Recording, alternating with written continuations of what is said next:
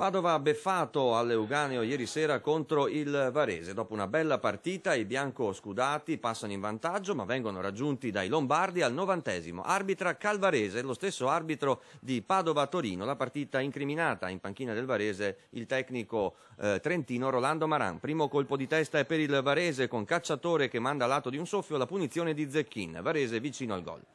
A seguire Nadarevic pennella per Granoce, colpo di testa e palla lato di pochissimo, sempre Varese vicino al gol. Succede anche, vedete, clamorosamente al 15° con la grande parata di Perin che risponde al colpo di testa di Pucino e salva la sua porta.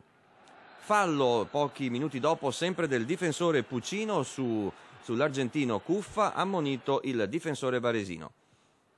Padova vicino al gol con Ruopolo di testa che manda a lato, ma è il prodromo della rete che arriva al 36° su calcio d'angolo, sfiora la palla, tocca la palla di testa Legati, Ruopolo allunga in rete con il ginocchio.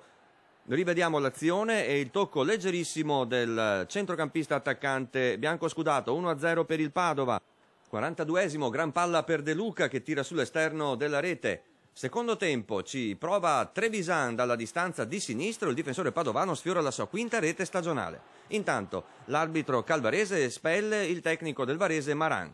Fallo nuovamente di Pucino, stavolta ai danni di Bovo, il difensore varesino viene espulso. Nonostante questo, gol del Varese al 90° con De Luca che approfitta di una sponda di plasmati e fulmina Perin. Rivediamo il tiro al volo dell'attaccante del Varese. Padova-Varese finisce 1-1, grande amarezza per la tifoseria biancoscudata.